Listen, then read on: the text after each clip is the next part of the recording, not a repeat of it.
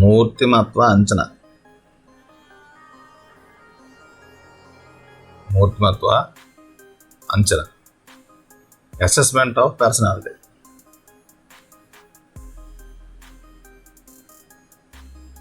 Assessment of personality. మూర్తిమత్వం అనేది వ్యక్తిలోని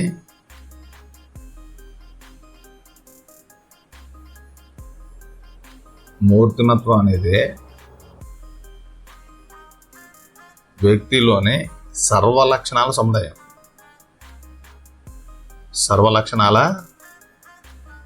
కావున ఒక వ్యక్తి మూర్తిమత్వాన్ని మాపనం చేయడం కష్టం, కానీ అసాధ్యం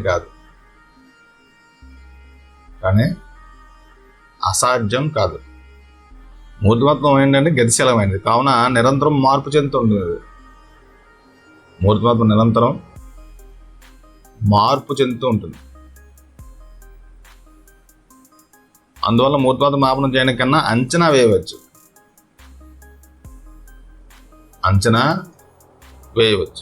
మూర్తిమత్వం అంచనా వేసే పరీక్షలను 2 రకాలుగా మనం చెప్పుకోవచ్చు,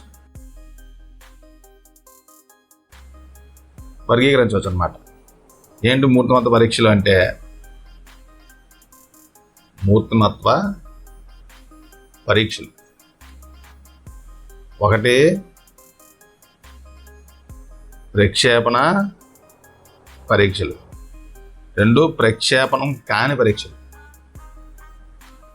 ప్రక్షేపణం కాని పరీక్షలు. ప్రక్షేపణ పరీక్షలు ఏంటంటే ప్రక్షేపణ పరీక్షలు రోషాక్ శిరామరకల పరీక్ష.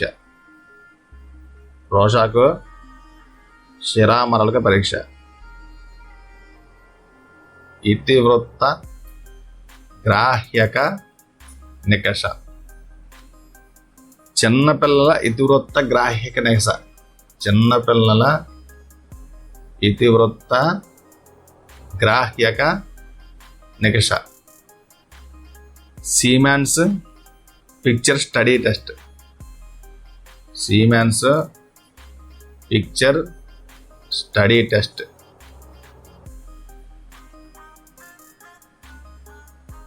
తర్వాత ది బ్లాకీ పిక్చర్.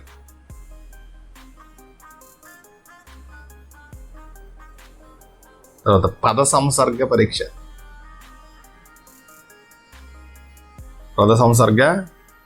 తర్వాత వాక్యపూరణ పరీక్ష.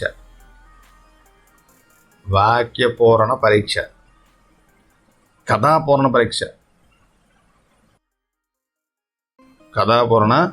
పరీక్ష. తర్వాత క్రీడా పద్ధతులు. స్థితి అండ్ సన్నివేశ పరీక్ష.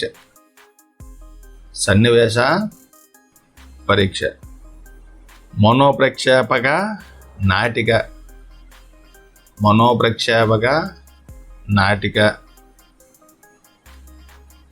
తర్వాత మే హార్ట్ షోన్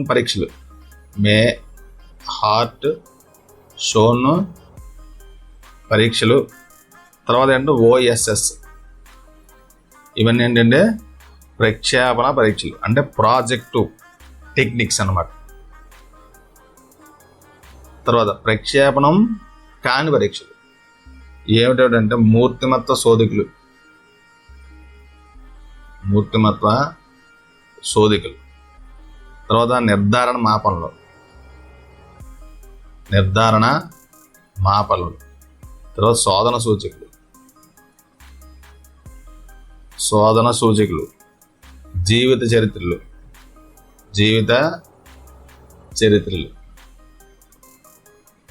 స్వీయ చరిత్ర. తర్వాత పరిశీలన. సంఘటన రచనా పద్ధతి.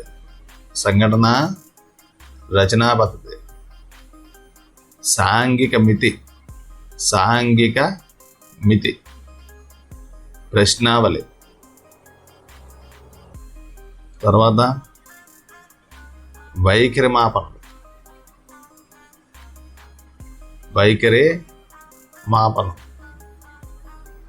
తర్వాత కేస్ స్టడీ.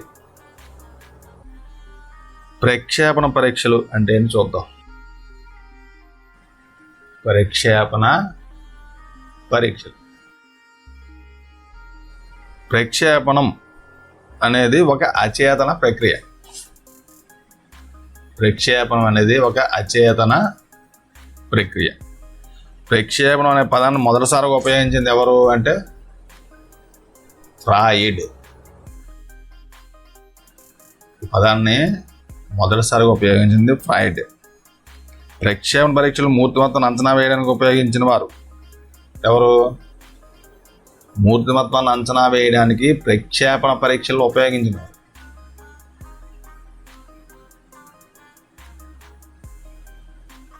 ప్రక్షేపణ పరీక్షను అంచనా వేయడానికి ఉపయోగించిన వారు ఎవరంటే ఫ్రాంక్.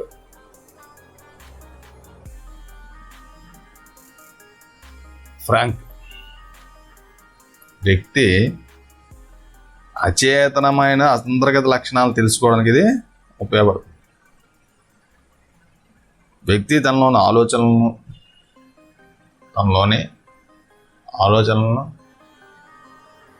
ఉద్వేగాలను భావాలను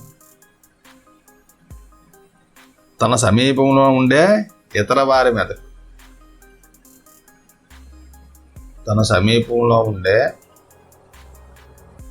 ఇతరుల మీదకి ఆపాదిస్తాడు.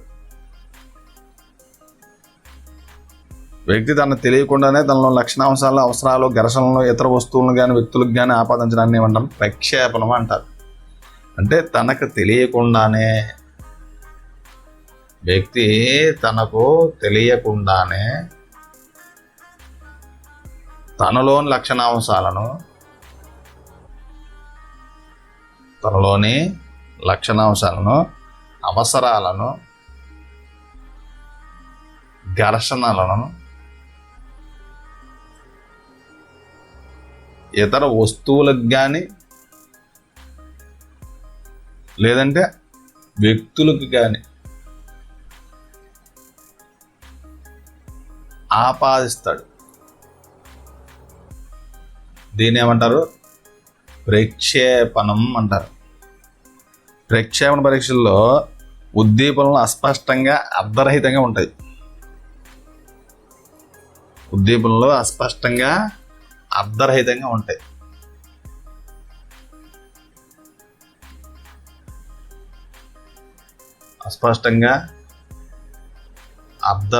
ఉంటాయి.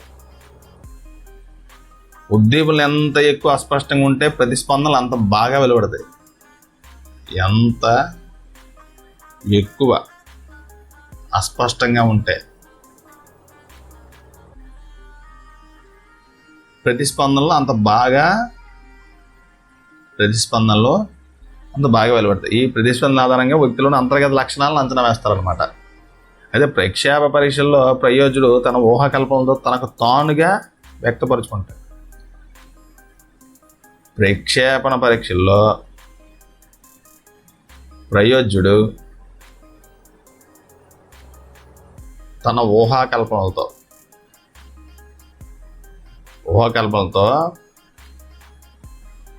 తనకు తానుగా వ్యక్తపరుచుకుంటాడు అన్నమాట. ఇది చెప్పింది ఎవరంటే హిల్గార్డ్. అయితే ప్రక్షేపణ పరీక్షల ద్వారా వ్యక్తులను సంఘర్షణలు మరియు వ్యాకులతలను అంచనా వేయవచ్చని చెప్పింది ఎవరు అంటే అనస్తాసి. ప్రక్షేపణ పరీక్షల ద్వారా వ్యక్తిలోని సంఘర్షణలను మరియు వ్యాకులతలను అంచనా వేయవచ్చు అని చెప్పింది ఎవరు అంటే అనస్తాసి.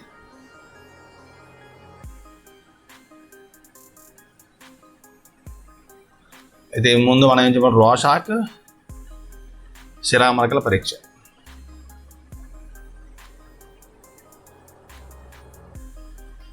రోషాక్ శిరామరకల పరీక్ష ప్రక్షేపణ పరీక్షల్లో ఇది ఎక్కువగా వాడుకలో ఉంది. దీన్ని ఎవరంటే స్విట్జర్లాండ్ దేశానికి చెందిన హెర్మాన్ రోషక్ రూపొందించారు. ఎవరు రూపొందించారు? హెర్మాన్ రోషక్. ఏ దేశస్తుడు? స్విట్జర్లాండ్. ఎప్పుడు? 1884, 1922. ఇందులో ఏంటంటే కార్డులు ఉంటాయి. ఏముంటాయి? కార్డులు. ఎన్ని కార్డులు ఉంటాయంటే 10 ఉంటాయి. 10 కార్డులు ఏంటంటే 5 నలుపు, 5 కార్డులు నలుపు లేదంటే తెలుపు. తర్వాత 2 కార్డులు నలుపు ఎరుపు.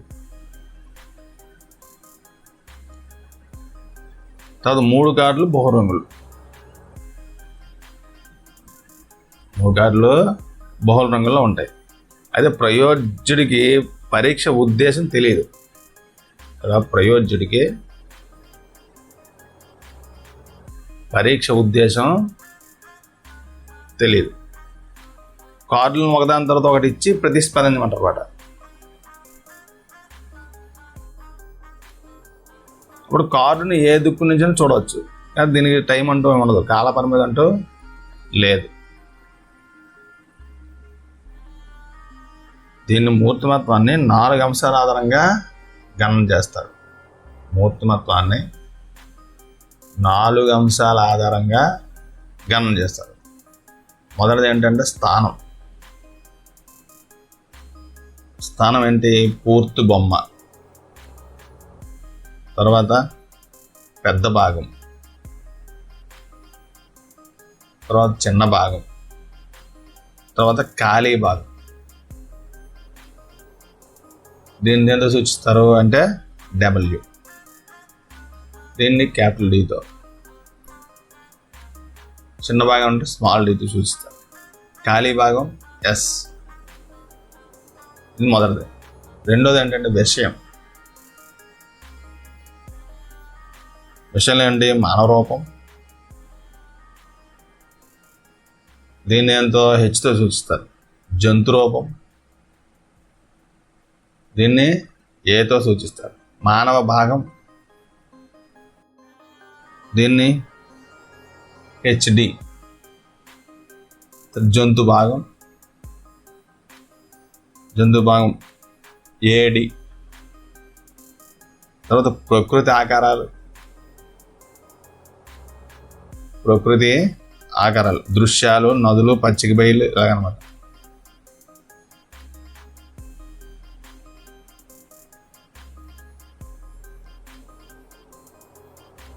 దీన్ని ఏదో సూచిస్తారంటే ఎంతో.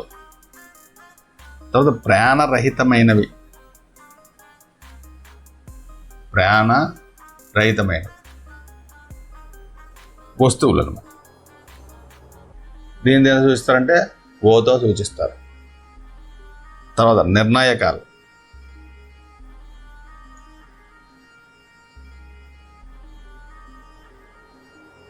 డిటర్మినెంట్స్ అంటారు. ఆకారం అంటే ఫామ్ అన్నమాట. దీన్ని ఎఫ్తో సూచిస్తారు. రంగు, కలర్ కాబట్టి సితో సూచిస్తారు. తర్వాత తేలిక రంగు ప్రదేశం. తేలిక రంగు ప్రదేశం షేడింగ్ అనమాట. దీన్ని కేతో సూచిస్తారు. కదలికలు. దీన్ని ఎంతో సూచిస్తారు. తర్వాత మౌలికాలు.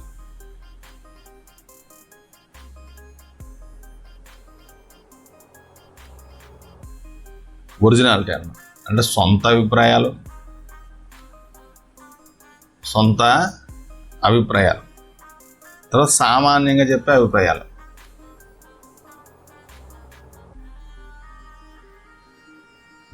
ఇతివృత్త గ్రాహ్యక నికష.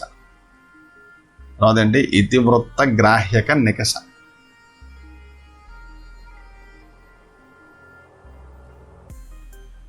ఇతివృత్త గ్రాహ్యక నికష. దీన్ని ఏమంటారంటే టీఏటి అంటారు. టీఏటి, థీమాటిక్ అపర్సెప్షన్ టెస్ట్ అనమాట. Thematic apperception test. ట్యాట్ని రూపొందించింది ఎవరు అంటే హెన్రీ ముర్రే. హెన్రీ ముర్రే 1943 మరియు సిడి మోర్గాన్.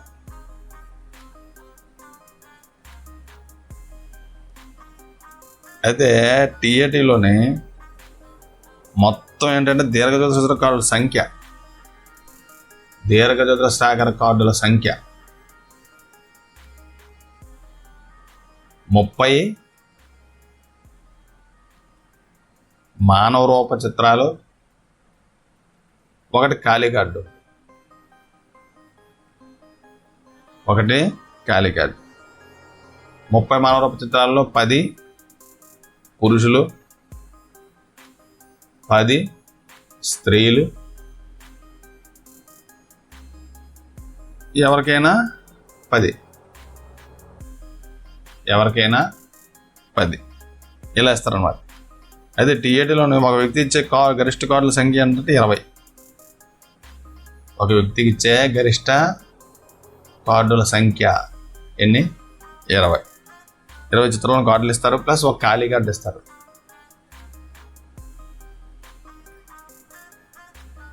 కాకపోతే ఈ పరీక్ష ఏంటంటే వయోజనులకు మాత్రమే నిర్దేశించబడింది.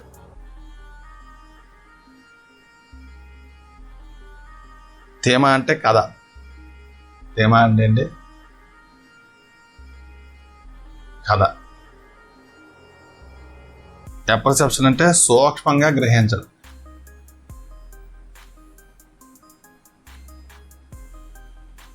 సూక్ష్మంగా గ్రహించడం. టీఏటీని విశ్లేషించి వ్యాఖ్యానం చేసే అంశాలు ఏంటంటే కథానాయకుడు ఎవరు, కథా సారాంశం ఏంటి,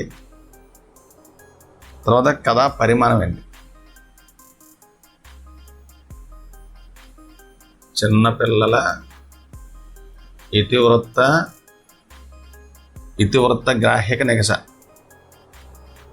దీని ఏమన్నా చిల్డ్రన్ అపర్సెప్షన్ టెస్ట్ అంట, CAT. దీన్ని తయారు చేసిన ఎవరు? L Bellak and SS Bellak. ఈ ఎవరికి నిర్వహిస్తారంటే 3 నుండి 10 సంవత్సరాల పిల్లలకు. ఇందులో ఏంటంటే కార్డులు ఉంటాయి. ఇందులో కూడా ఎన్ని ఉంటాయి? 10 జంతువులు, పక్షులు బొమ్మలు ఉంటాయి.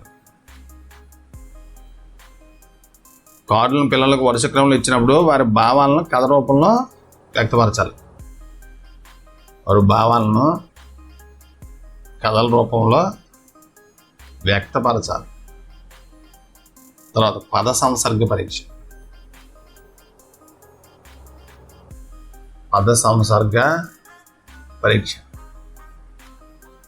దీన్ని తయారు చేసింది ఎవరంటే గాల్టన్.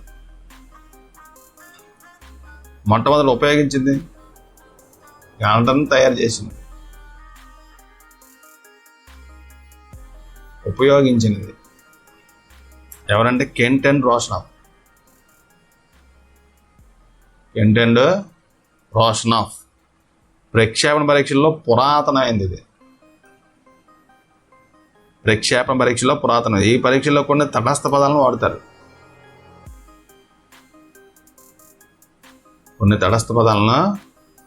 వాడతారు. అప్పుడు వ్యక్తుల నుండి వచ్చే ప్రతిస్పందనను బట్టి వారు సామాన్యుల అసామాన్యులా గుర్తిస్తారన్నమాట. ఈ పదసంఖ్య పరీక్షను ఏమంటారంటే WAT, వర్డ్ అసోసియేషన్ టెస్ట్. తర్వాత వాక్య పూరణ పరీక్షలు.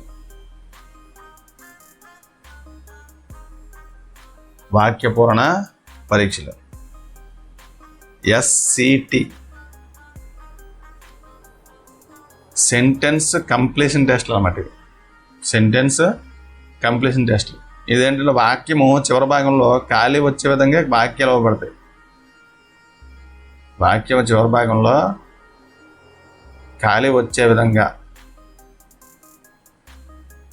ఇవ్వబడతాయి. ప్రయోజకులు వాటిని ఏంటంటే పూరించాలి. దీనిని బౌద్ధిక సామర్థ్య పరీక్షలుగా ఉపయోగించిన వారు ఎవరంటే ఎబ్బింగ్ హౌస్. దీన్ని బౌద్ధిక సామర్థ్య పరీక్ష ఉపయోగించిన వారు ఎబ్బింగ్ హౌస్. దీనిని మూర్తిమత్వ పరీక్షగా ఉపయోగించింది. మూర్తిమత్వ పరీక్షగా మొదట ఉపయోగించింది షేనీ అండ్ టెండల్.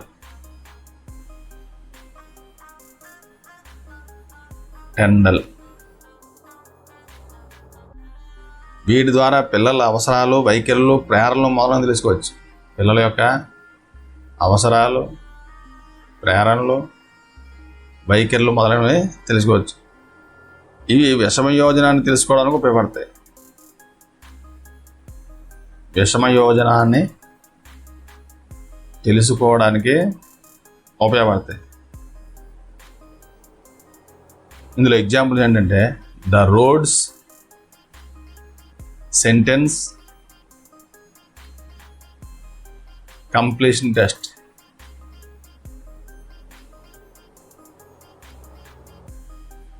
తర్వాత the Rotter incomplete sentence blank,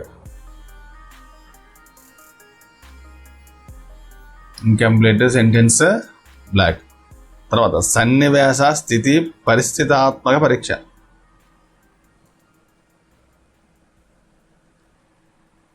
సన్నివేశ స్థితి లేదంటే పరిస్థితాత్మక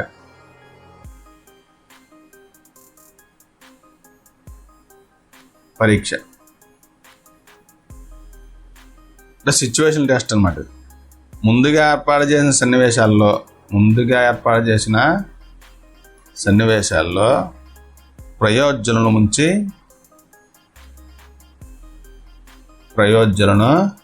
ఉంచి వారిచ్చే ప్రతిస్పందనల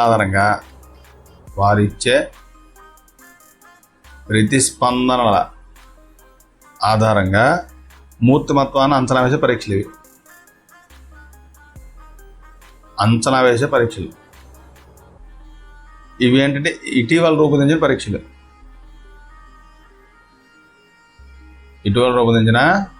పరీక్షలు. నాయకత్వ లక్షణాలు, చొరవ, చురుకుదనం, నిజాయితీ, సమయస్ఫూర్తి, ప్రతిస్పందన లాంటి అంశాలను అంచనా వేస్తారు. ఎగ్జాంపుల్కి నాయకత్వ లక్షణాలు, చొరవ, చురుకుదనం, నిజాయితీ, సమయస్ఫూర్తి, ప్రతిస్పందన. తర్వాత మనోప్రక్షేప నాటిక.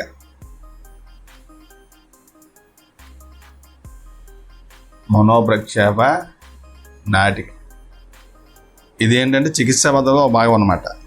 ప్రయోజనకి ఒక పాత్రనిచ్చి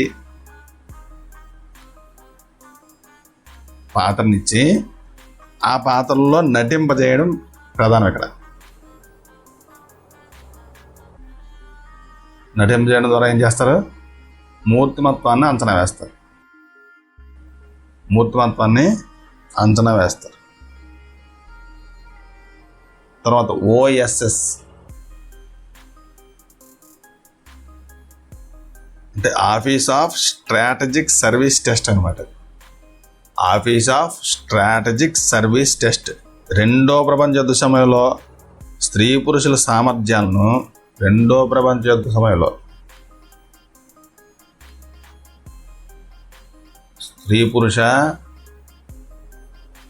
సామర్థ్యాలను లక్షణాలను అంచనా వేయడానికి దీన్ని ఉపయోగించారు. దీన్ని ఏంటంటే 1944 CIA వారు రూపొందించారు. 1944లో CIA వారు రూపొందించారు.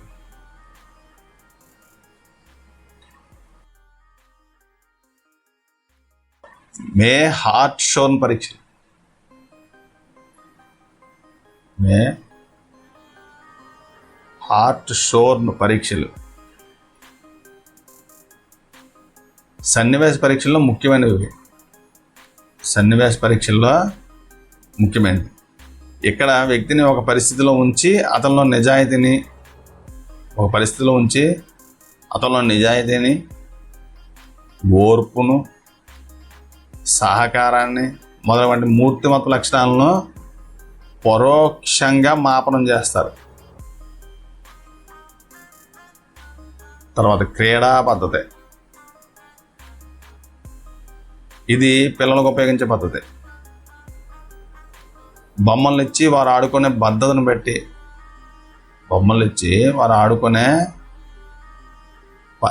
బట్టి, మూర్తిమత్వాన్ని అంచనా వేస్తాయి. తర్వాత ప్రక్షేపణం కాని పరీక్షలు,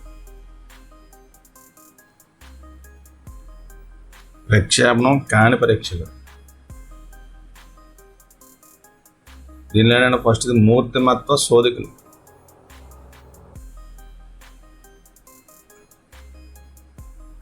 పర్సనాలిటీ ఇన్వెంటరీ అంటారు. మూర్తిమత్వ శోధికల్లో ప్రయోజకుడు తనను గురించి తాను అంచనా వేసుకుంటాడు.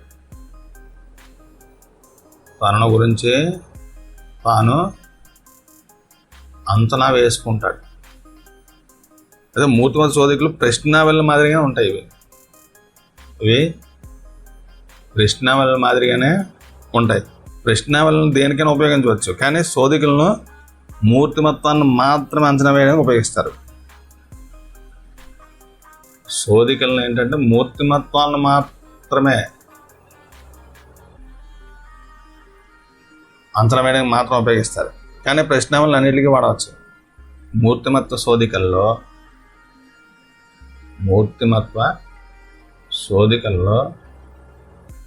ప్రశ్నలకు ప్రయోజ్యుడు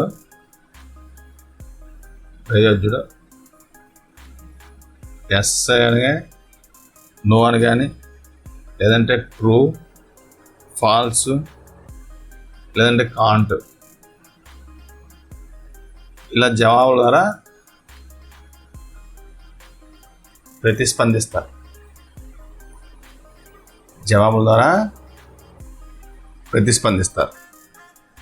అయితే మూర్తిమత్వ శోధికలు లక్షణాంశాలు తెలుసుకోవడానికి శ్రేష్టమైన సాధనాలు. లక్షణాంశాలు తెలుసుకోవడానికి మంచి సాధనాలు. అయితే మొట్టమొదటి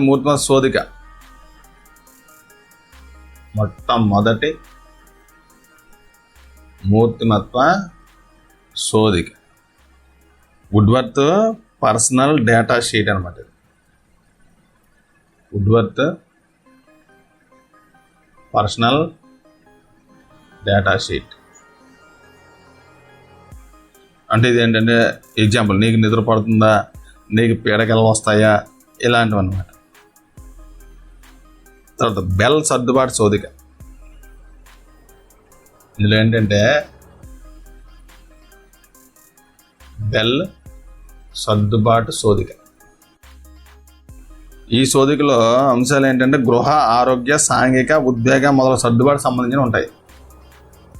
సర్దుబాటుకు సంబంధించిన అంశాలు ఉంటాయి. ప్రతి ప్రశ్నలకు ఏంటంటే 2 ప్రత్యామ్నాయాలు ఉంటాయి. ప్రత్యామ్నాయాలు 2 ఉంటాయి. అంటే ఒకటి అవునని, లేదంటే కాదని. ఈ రెండిట్లో ఏది వర్తిస్తుందో దాని ప్రయోజకుడు టిక్ చేయాలన్నమాట.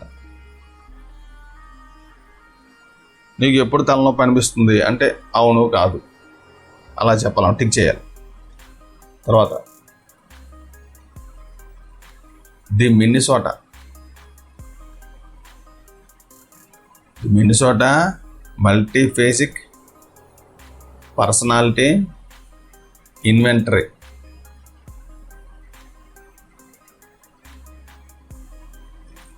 MNPI అంటారు దీన్ని. MNPI మూర్తిమత్వ శోధికల్లో ముఖ్యమైనది ఇది. దీన్ని రూపొందించిన వారు ఎవరు అంటే జేసి మెకన్లీ, SR హార్డ్వేర్.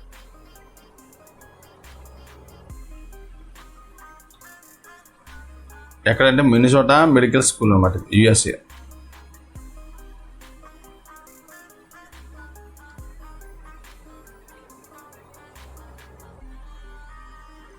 దీన్ని ఎవరికి ఉద్దేశించారంటే చదవడం తెలిసిన 16 సంవత్సరాలు పైబడిన వారికి. చదవడం తెలిసిన 16 సంవత్సరాల పైబడిన వారికి.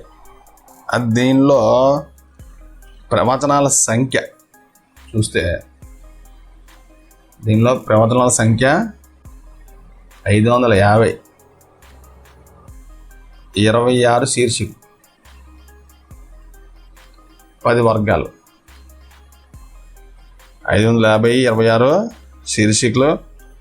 ప్రవచనాల సంఖ్య ఎంత అంటే 550, శీర్షికలు 26, 10 వర్గాలు. ఈ మాపంలో ప్రతి ప్రవచనానికి ఒక కార్డు ఉంటుంది. ప్రతి ప్రవచనానికి ఒక కార్డు ఉంటుంది. ఈ కార్డులను తనకు వర్తించే విధంగా ప్రయోజకుడు సత్యం, అసత్యం లేదా చెప్పలేను, సత్యం, అసత్యం, చెప్పలేను అని ప్రతిస్పందించాలి. ఇందులో కొన్ని ఏంటంటే అవసాదనం అంటే నిరాశ, డిప్రెషన్. అకారణ శరీర దుశ్చింత, అకారణ శరీర దుశ్చింత. ఆరోగ్యం, శరీరం గురించి అనవసర ఆందోళన, అనవసర ఆందోళన. తర్వాత హైపోమానియా, హైపోమానియా అంటే అధికంగా ఉద్రేకపడటం,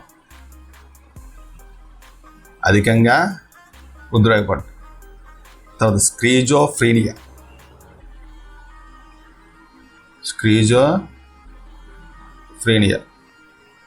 అంటే మనస్సు చిన్నాభిన్నం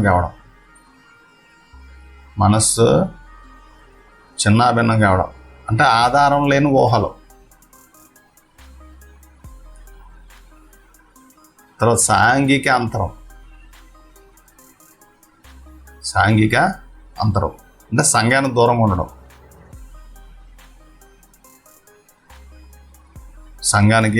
దూరంగా ఉండడం, తర్వాత సైకోస్థీనియా,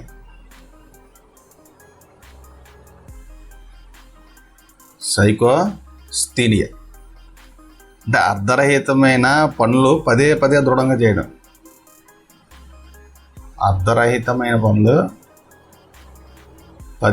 దృఢంగా చేయడం. తర్వాత సైకోపాథిక్ డీవియేషన్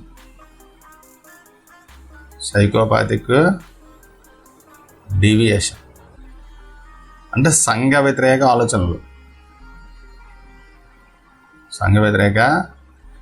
ఆలోచనలు, తర్వాత స్త్రీతత్వ పురుషత్వ అభిరుచి,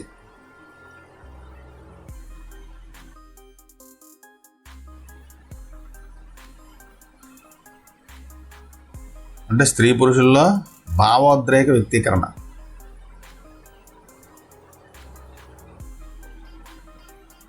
తర్వాత చిత్తభ్రమ,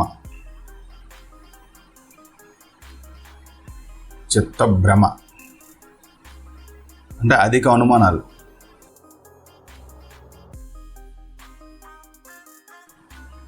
తర్వాత హిస్టీరియా అంటే శరీర సంబంధం కానీ శిరోభారం అంటే అకారణ కోపం.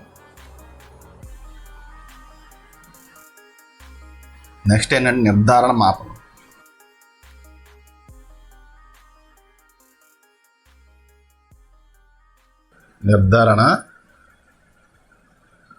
మాపనం.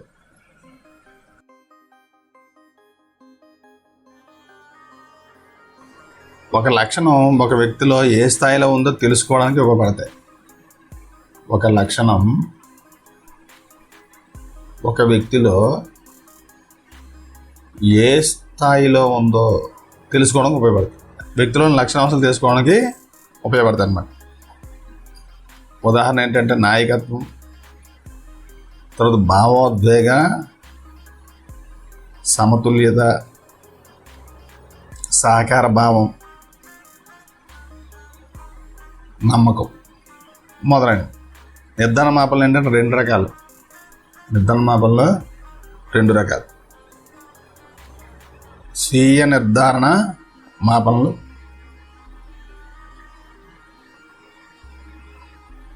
స్వీయ నిర్ధారణ మాపనలు. తనకు తాను అంచనా వేసుకోవడం.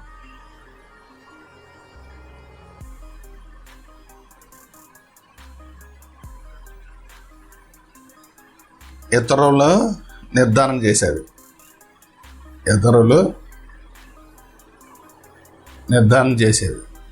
ఒక వ్యక్తి లక్షణాలను వేరొక వ్యక్తి నిర్ధారించడం. ఒక వ్యక్తి లక్షణాలను వేరొక వ్యక్తి నిర్ధారించడం.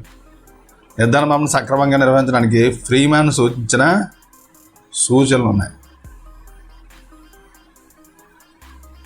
ఫ్రీమాన్ సూచనలు ఏంటి అంటే లక్షణాంశాన్ని స్పష్టంగా నిర్వచించాలి.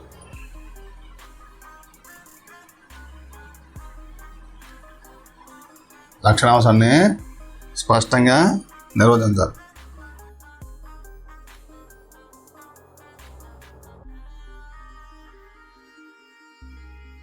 లక్షణాంశ స్థాయిని సూచించాలి.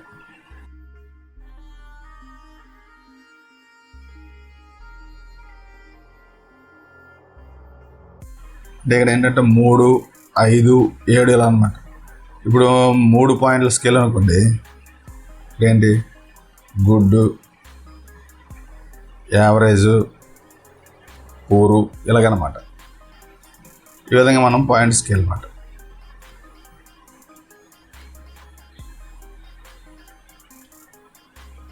అది ఇందులో లోపాలు ఏంటి? ఇందులో ఏంటంటే కేంద్రీయ దోషం, తర్వాత ఔదార్య దోషం, తర్వాత పరివేశ దోషం. కేంద్రీయ దోషం అంటే ఏంటంటే మాపనం చేసే వ్యక్తి అధికంగా సగటు మార్కులు గుర్తించడం. అధికంగా సగటు మార్కులు గుర్తిస్తే అది కేంద్రీయ దోషం. ఔదార్య దోషం అంటే ఉదారంగా ఎక్కువ స్థాయిని గుర్తించడం. ఉదారంగా ఎక్కువ స్థాయిని గుర్తించడం. పరివేశ ప్రభావం అంటే ఏంటంటే హాలో ప్రభావం అంట. ఒక వ్యక్తిని చూడగానే ఒక నిర్ణయానికి రావడం. ఒక వ్యక్తిని చూడగానే ఒక నిర్ణయానికి రావడం, లేదా ప్రతి గుణం ఇతర గుణాలచే ప్రభావితం కావడం అన్నమాట. ఏమంటారు? హాలో ప్రభావం. ఇప్పుడు కొందరు చూస్తే పెట్టబుద్ధి అవుతుంది, కొందరు చూస్తే కొట్టబుద్ధి అవుతుంది అంటారు కదా, అలాంటివి అన్నమాట.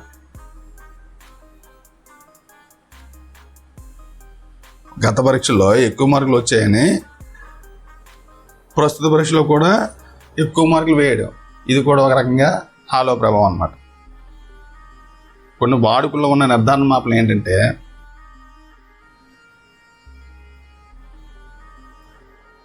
హగెర్టీ, Olson, Wickman rating scale.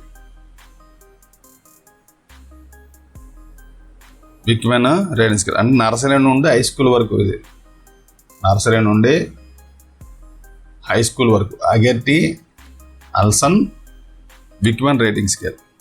The Vineland social maturity scale. తర్వాత the Vineland social maturity scale. ఇది కూడా నర్సరీ నుండి, ఇది కూడా నర్సరీ నుండి 30 సంవత్సరాల వరకు అంటే పరిపక్వత కలిపి అన్నమాట.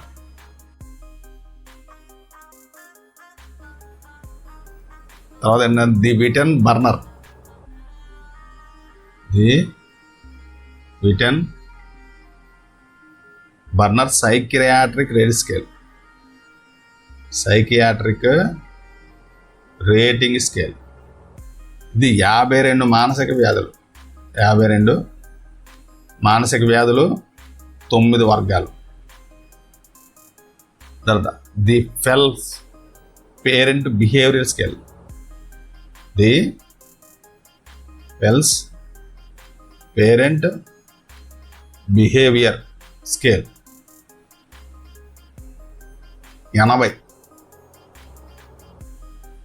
80 లక్షణాంశాలు. అంటే పిల్లల పట్ల తల్లిదండ్రుల ప్రవర్తన అన్నమాట. తర్వాత జీవిత చరిత్రలు.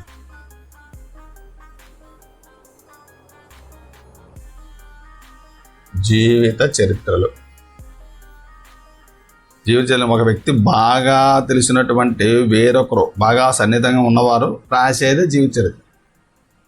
ఒక వ్యక్తికి బాగా తెలిసినటువంటి లేదంటే సన్నిహితంగా ఉండే వ్యక్తి రాసేది ఏంటంటే జీవిత చరిత్ర. అదే జీవితంలో వివిధ సంఘటనలు వీటి ద్వారా వివరిస్తారు. బాగా తెలిసిన వ్యక్తి తెలిసే సమాచారం కాబట్టి విశ్వసనీయమైంది.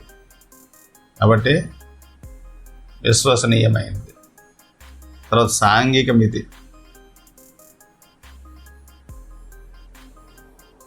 దీన్ని రూపొందింది ఎవరంటే జాకబ్ ఎల్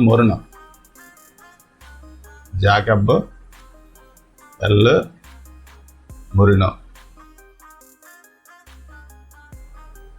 సమూహంలో వ్యక్తుల మధ్య ఉండే అనుకూల ప్రతికూల తటస్థ సంబంధాలను తెలుసుకోవడం ఉపయోగపడుతుంది.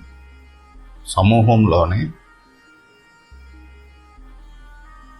వ్యక్తుల మధ్య ఉండే అనుకూల ప్రతికూల తటస్థ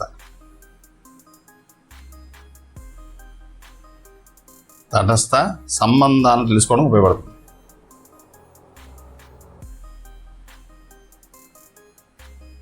తర్వాత సాంఘిక సంబంధాల ఫలితాలను ఒక రేఖాపటం ద్వారా తెలియజేసినప్పుడు దాన్ని సోషియోగ్రామ్ అంటారు. సాంఘిక సంబంధాలను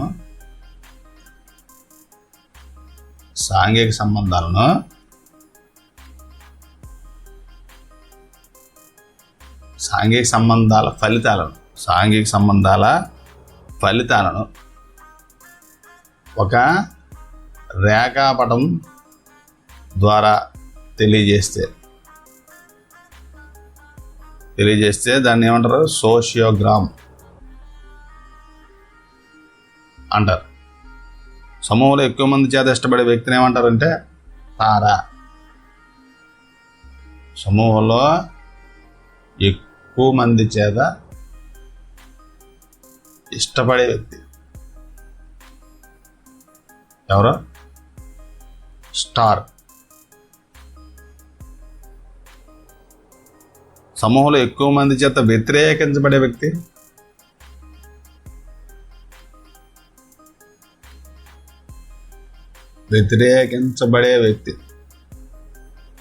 ఎక్కువ మందితో దాన్ని ఏమంటారంటే ఏకాకి. ఐసోలేట్.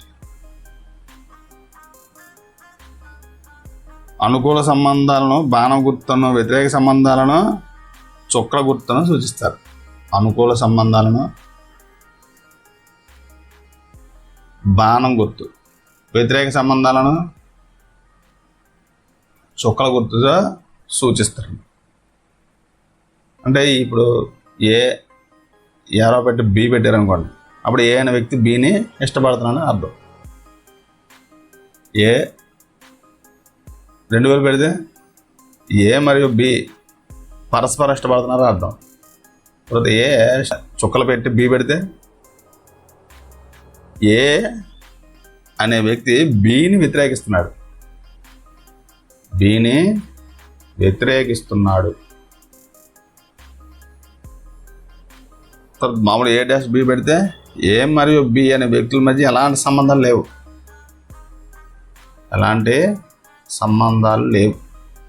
ఇదనమాట దాని అర్థం. తర్వాత గొలుసు కట్టు స్నేహాలను కూడా ఈ విధంగా చెప్పవచ్చు. సమూహంలో ఎక్కువ మంది చేత ఇష్టపడే వ్యక్తిని వలయం లోపల, ఎక్కువ మంది చేత వికర్షించబడే వ్యక్తిని వలయం బయట సూచిస్తారనమాట.